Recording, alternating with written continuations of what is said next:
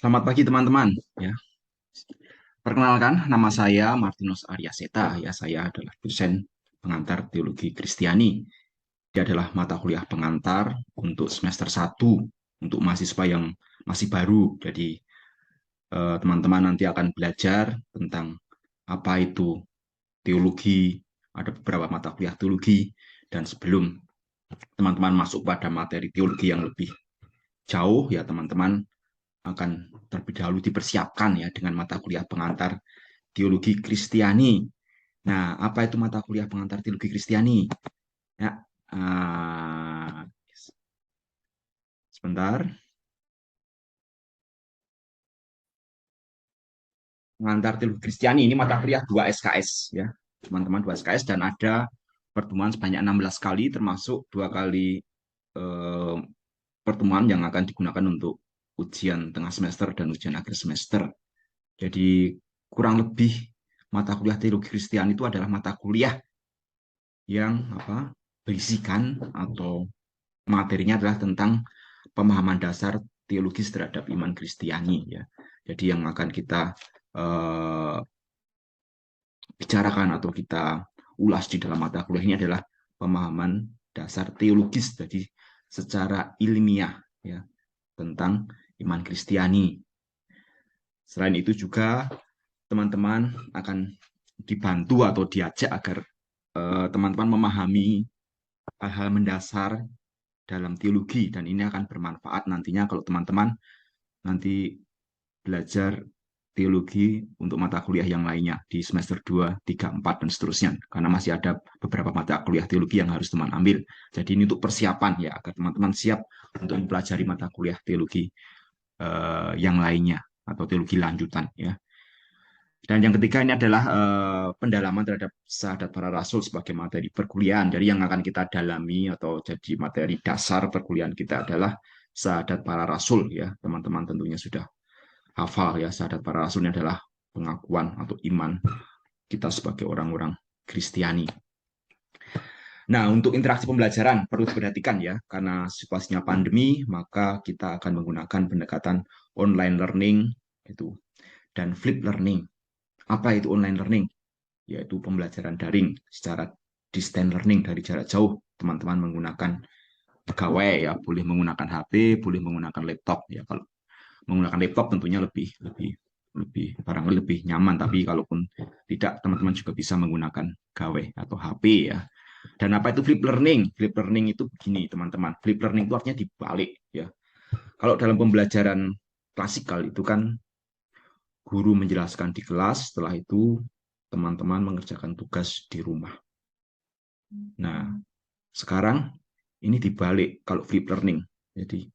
Jadi penjelasan materi itu tidak dilakukan di kelas, tapi harus teman lakukan sendiri secara mandiri di rumah. Bagaimana caranya? Nah, nanti dosen akan mengupload, bisa video, bisa berupa teks, dan juga dengan panduan pertanyaan agar teman-teman mendalami sendiri materi. Ya, dan kemudian teman-teman harus mengerjakan tugas-tugas panduannya. Nah, nanti ketika kita pertemuan secara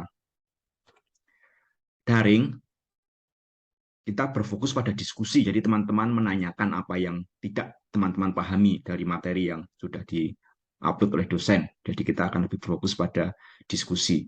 Jadi mahasiswa mempelajari materi secara mandiri sebelum perkuliahan. Jadi teman-teman silakan itu nanti mempelajari materi secara mandiri terlebih dahulu ya. Jangan hanya mengandalkan penjelasan dari dosen ya pada saat pertemuan daring ya. Dan materi akan diunggah oleh dosen dalam LMS Universitas Santa Dharma berupa video atau teks ya. Dan biasanya nanti ada tugas-tugas juga yang berkaitan dengan materi tersebut yang harus dikerjakan. Bisa berupa kuis, dan kuis itu bisa berupa pilihan ganda atau berupa IC, atau ya banyak ya tugas-tugas yang harus dikerjakan. Nah, pada saat pertemuan daring kita lebih menitik beratkan pada diskusi pertanyaan-pertanyaan dari mahasiswa. Jadi apa yang Anda ingin tanyakan ya berkaitan dengan tema yang sudah Anda pelajari sendiri ya. Saya tidak akan banyak ngomong menjelaskan, tetapi saya hanya akan berusaha menjawab apa-apa yang menjadi pertanyaan dari teman-teman. Itulah flip learning ya. Kenapa saya menggunakan flip learning? Ini penting ya. Jadi bahwa partisipasi mahasiswa itu salah satu komponen pokok dalam pembelajaran. Ini salah satu tren pembelajaran modern ya. Kalau dalam pembelajaran klasikal itu kan peran dari dosen ya, dosen atau guru ya, guru yang memberikan informasi kepada Anda dan kemudian Anda menyerap dan kemudian diuji. Nah, itu pembelajaran klasikal. Tapi pembelajaran yang modern adalah student center, berpusat pada mahasiswa. Jadi menekankan peran dan keaktifan mahasiswa, bukan lagi menekankan peran dari dosen atau guru ya. Jadi mahasiswa harus berani memiliki kemandirian dalam pembelajaran, khususnya dalam mencari informasi. Dan silakan Anda dalami materi terlebih dahulu sebelum Anda melakukan pertemuan daring ya.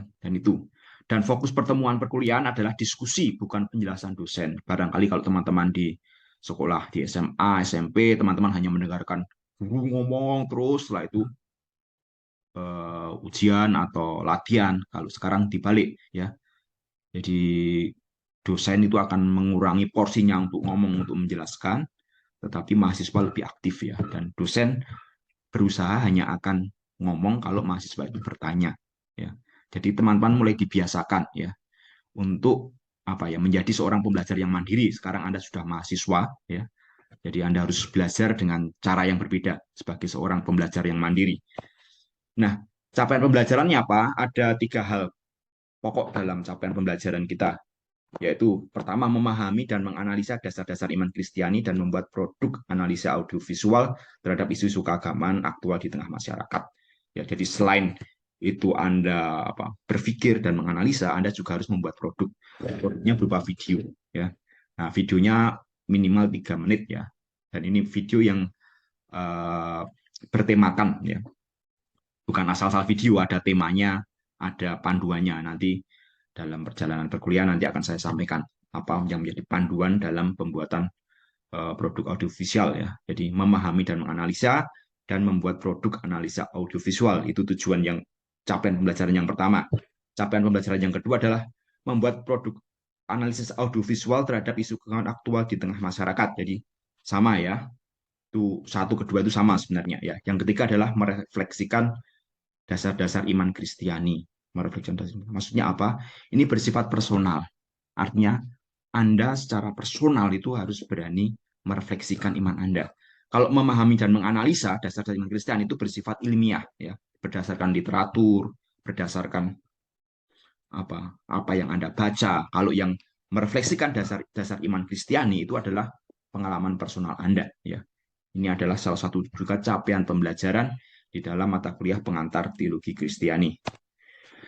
Nah, bagaimana dengan evaluasi pembelajaran? Untuk evaluasi pembelajaran ada beberapa komponen unsur ya, karena ini lebih menekankan keterlibatan mahasiswa, maka untuk ujian akhir semester dan ujian tengah semester itu hanya masing-masing 20% ya.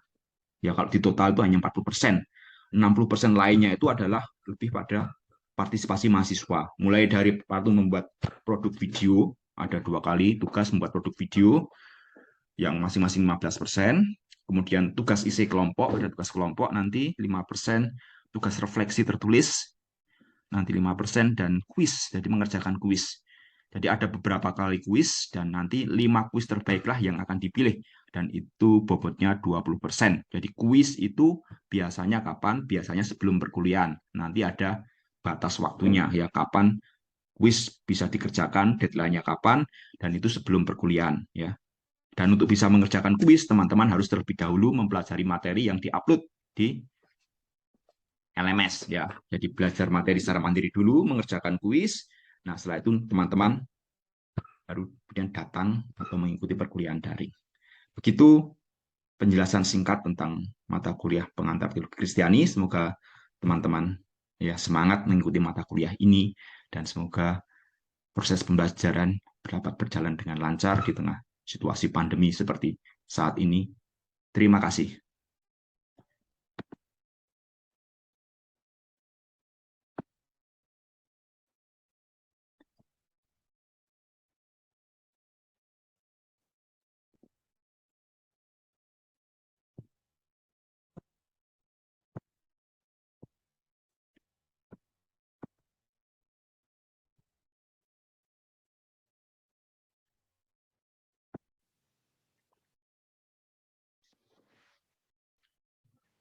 Selamat pagi teman-teman. Kita kembali berkumpul dalam mata kuliah pengantar teologi Kristiani. Pada kesempatan kali ini kita akan kembali melanjutkan tema kita. Anda semua sudah mengerjakan quiz ya. Saya minta menonton video yang sudah saya unggah, video tentang mitologi Enuma Elis. Dan sekarang kita akan kembali melanjutkan untuk menganalisis lebih jauh, lebih sistematis tentang mitologi Enuma Elis sebelum kita lanjutkan dengan kisah penciptaan. Ya. Kenapa kita terlebih dahulu harus mengenal mitologi Enuma Elis? Ya, agar kita nanti lebih mudah dalam memahami kisah penciptaan. Karena untuk memahami sebuah teks, salah satu model atau metode yang sering digunakan untuk memahami sebuah teks, termasuk kitab suci, adalah membandingkan dengan teks yang lain. Ya. Baik, kalau begitu kita langsung saja masuk ke dalam tema. Kita akan sedikit memperdalam tentang mitologi Enuma Elis. Ya. Saya akan membagikan PowerPoint saya. Anda bisa memperhatikan.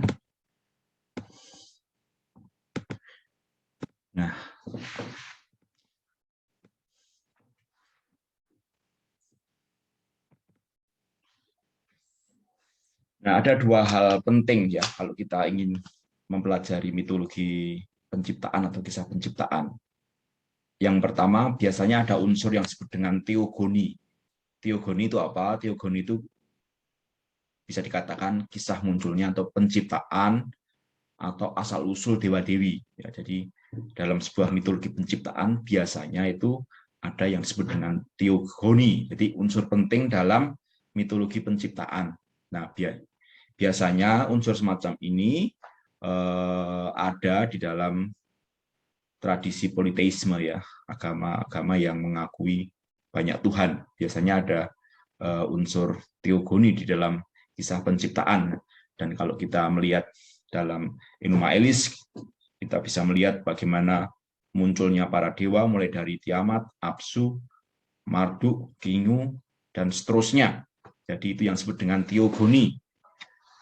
Setelah itu ada unsur yang lain yang disebut dengan kosmogoni. Ya, kosmogoni dalam bahasa yang sederhana bisa dikatakan ini adalah kisah penciptaan alam semesta atau khususnya manusia. Ya. Jadi bisa kisah penciptaan langit, kisah penciptaan bumi, dan termasuk juga kisah penciptaan manusia. Nah, menurut Klaus Westermann, ada 4 model kosmogoni. Ya. Apa saja model tersebut? Yang pertama itu kosmogoni perang. Jadi bumi atau alam semesta itu terjadi karena sebuah perang. Diawali dengan sebuah perang, biasanya perang para dewa, yaitu kosmogoni perang. Yang kedua, kosmogoni kelahiran. Jadi ini dipahami secara biologis ya, bisa dikatakan kemunculan alam semesta, termasuk manusia itu munculnya dari hubungan biologis. Ya. Yang ketiga adalah kosmogoni pekerja tangan atau tukang gerabah. Apa yang dimaksud dengan kosmogoni pekerja tangan atau tukang gerabah? Itu artinya ada bahan, kemudian itu ada pekerja yang mencetaknya atau yang mengolahnya sehingga muncul, misalnya muncul manusia. Jadi membutuhkan bahan. Itu yang disebut dengan kosmogoni pekerja tangan atau tukang gerabah. Dan yang terakhir adalah kosmogoni sabda. Jadi apa? Hanya cukup dengan bersabda, kemudian terciptalah entah langit, entah bumi, entah manusia. Ya. Ini adalah 4 model kosmogoni ya, yang disistematisasi oleh Klaus Westermann ya. Nah, barangkali teman-teman bisa melihat kalau barangkali di tempat teman-teman ada mitologi lokal ya yang bercerita tentang kisah penciptaan. Jadi siapa tahu hanya kalau ada teman-teman bisa kemudian menganalisis ya kira-kira mitologi penciptaan di tempat saya itu menggunakan kosmogoni model apa. Kalau ternyata tidak bisa dikategorikan dalam keempat kosmogoni ini, berarti barangkali harus dimunculkan sebuah model yang baru ya, tidak hanya 4, bisa 5 dan bisa 6 seterusnya. Nah, kalau kita melihat cerita Enuma Elis ya, diceritakan Tiamat dibunuh oleh Marduk, tubuh Tiamat kemudian dibelah menjadi dua, yang satu dilempar ke atas ke langit menjadi langit, yang satu kemudian dilempar ke bawah menjadi bumi. Selain itu juga Kingu juga berhasil dibunuh oleh Marduk, dan dari sinilah atau dari darah Kingu maksudnya manusia diciptakan ya. Jadi manusia itu diciptakan dari mana? Dari darah Kingu. Nah, mengapa manusia diciptakan? Kalau dalam Enuma Elis itu diciptakan karena apa? Karena para dewa itu protes. Mereka merasa terbebani dengan tugas yang sangat berat untuk menjaga bumi.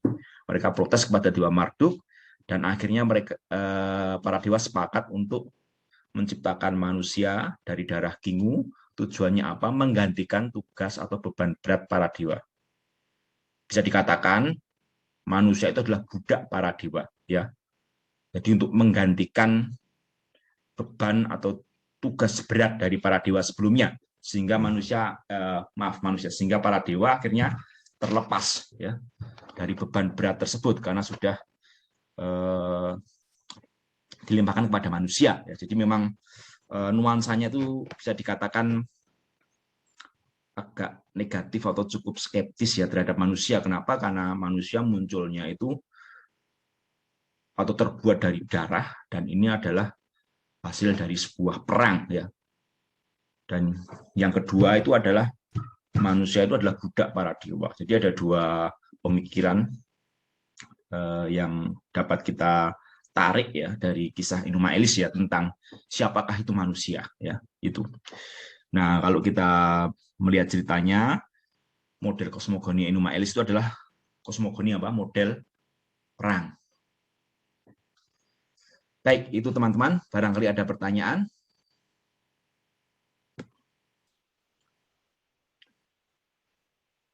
Ya, kalau tidak ada pertanyaan, silakan teman-teman melihat di LMS ya, yang sudah di LMS saya sudah mengupload dua buah teks, yaitu teks kisah penciptaan di dalam kitab suci. Jadi perlu teman-teman ketahui di dalam kitab Kejadian itu ada dua versi penciptaan ya. Kejadian 1 sampai bab 2 ayat 4a atau versi Elois, dan versi yang kedua itu adalah Kejadian 2 dari bab 2 ayat 4b sampai 24, yaitu versi Yahwis ya. Silakan teman-teman membaca dan kemudian teman-teman membandingkan ya. Apakah ada persamaannya, apakah ada perbedaannya, kalau ada persamaannya apa, kalau ada perbedaannya apa, dan ini adalah tugas kelompok.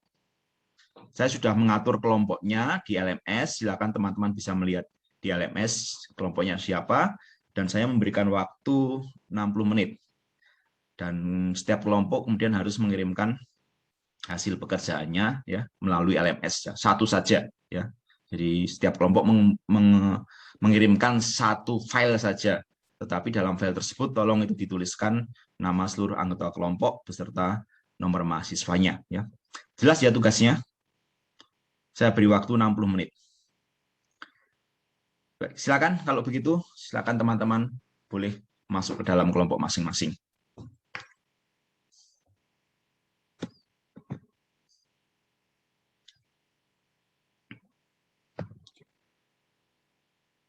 Baik teman-teman, teman-teman sudah mengerjakan tugas, dan karena waktunya sudah hampir selesai atau hampir habis, teman-teman nanti bisa kembali mengulang sendiri atau membaca sendiri apa yang sudah saya sampaikan ya di dalam LMS. Saya sudah mengirimkan file juga yang teman-teman bisa baca. Dan untuk minggu depan kita akan lebih lanjut menganalisis ya atau menganalisa kedua teks ini ya. Apakah memang ada perbedaan, bagaimana kemudian perbedaan ini harus dipahami dan seterusnya.